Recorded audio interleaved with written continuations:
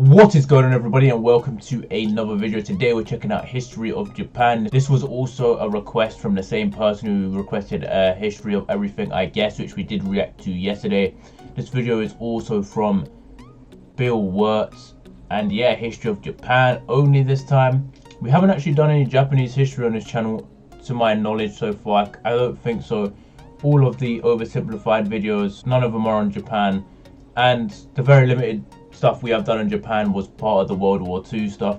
So yeah, it'll be interesting to learn about the history of Japan. Be sure to get your requests in the comments below. I will react to the videos you suggest within a few days of you suggesting them. Just be specific, please. Don't suggest like a whole series, because it's hard for me just to pick one. If you pick a series, I don't know which one you want me to watch. So be sure to be specific in videos you want me to watch.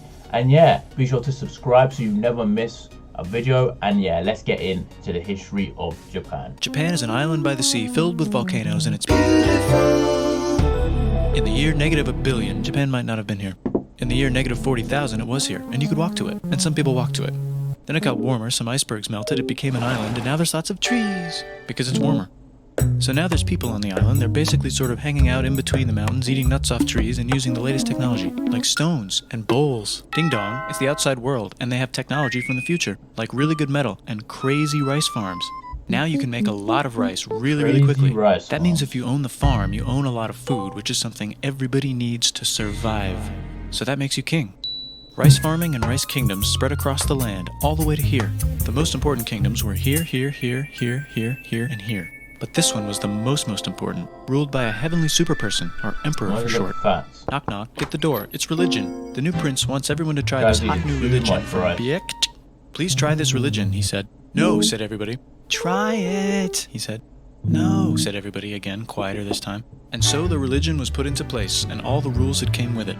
Then the government was taken over by another clique, and they made some reforms, like making the government govern more, and making the government more like China's government, which is a government that governs more. Hi, China, they said. Hi, dipshit, said China. Can you call us something else other than dipshit, said Japan. Like what, said China. How about Sunrise Land, said Japan.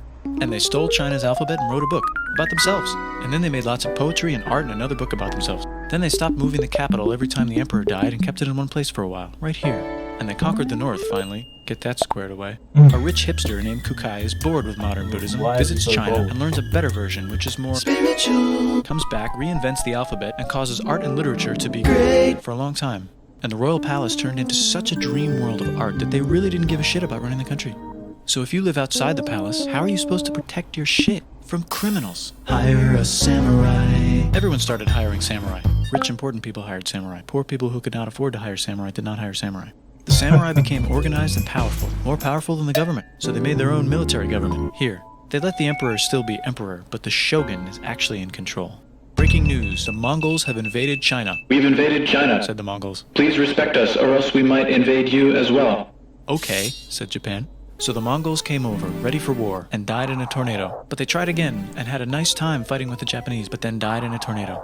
Then the emperor overthrows the shogunate. Then the shogunate overthrows him back and moves to Kyoto and makes a new shogunate. And the emperor can still dress like an emperor if he wants, that's fine. Now there's more art. Like painting with less colors, collaborative poetry, plays, monkey fun, tea parties, gardening, architecture, flowers. It's time for who's going to be the next shogun. Usually it's the shogun's kid, but the shogun doesn't have a kid. So he tries to get his brother to quit being a monk and be the next shogun. He says okay, but then the shogun has a kid. So now who's it gonna be? Vote now on your phones. And everyone voted so hard that the palace caught on fire and burned down. The shogun actually didn't care, he was off somewhere doing poetry. And the whole country broke into pieces. Everyone is fighting with each other for local power, and it's anybody's game. Knock knock, it's Europe. No, they're not here to take over, they just want to sell some shit, like clocks, and guns, and Jesus. So that's cool, but everyone's still fighting each other for control, now with guns. And wouldn't it be nice to control the capital, which right now is puppets, with no one controlling them.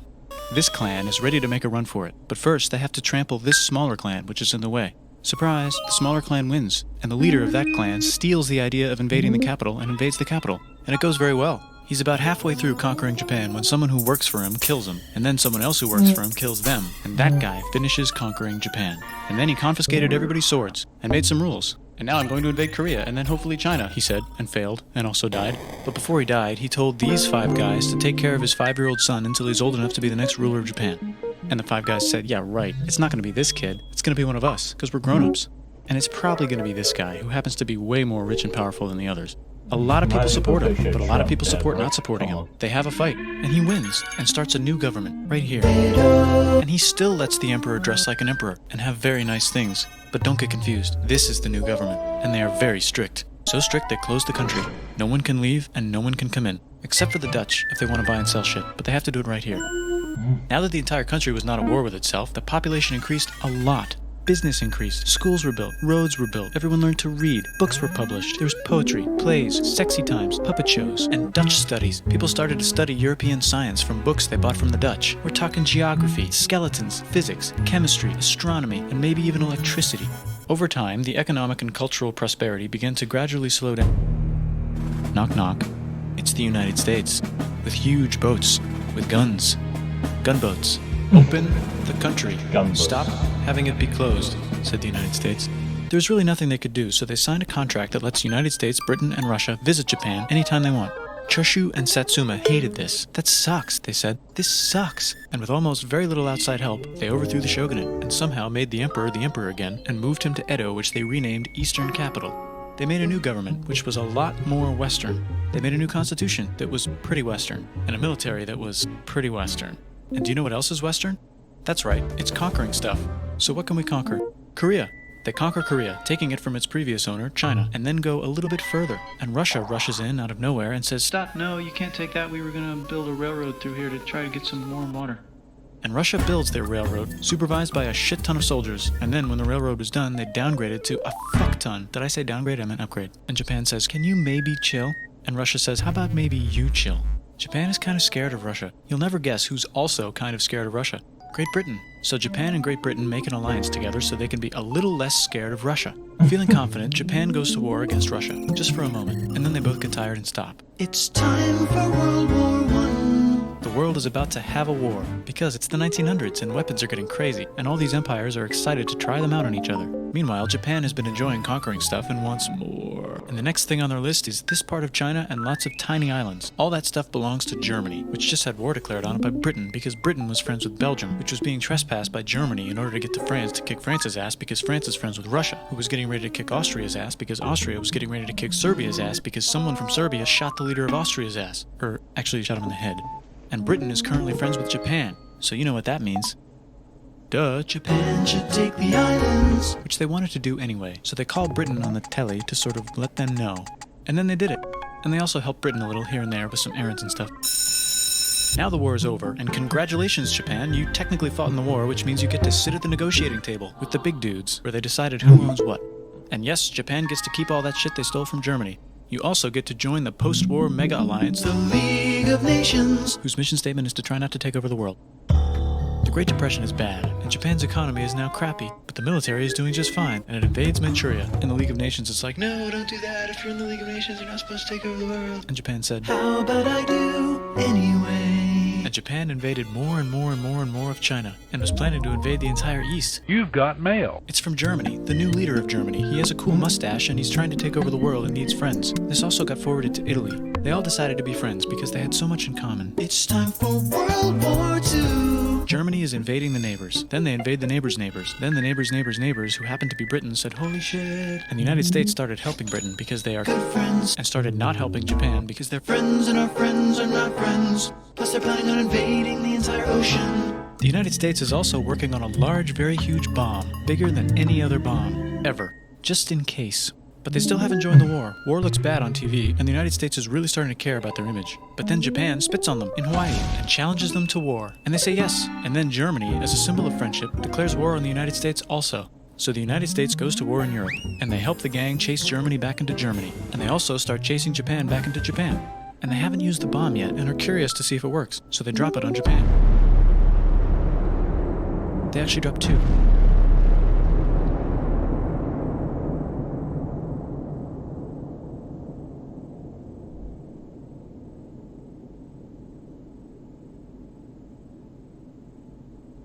The United States installed a new government, inspired by the United States government, with just the right ingredients for a post-war economic miracle. And Japan starts making TVs, VCRs, automobiles, and camcorders as fast as they can, and also better than everybody else. They get rich, and the economy goes wild, and then the miracle wears off. But everything's still pretty cool, I guess. Bye.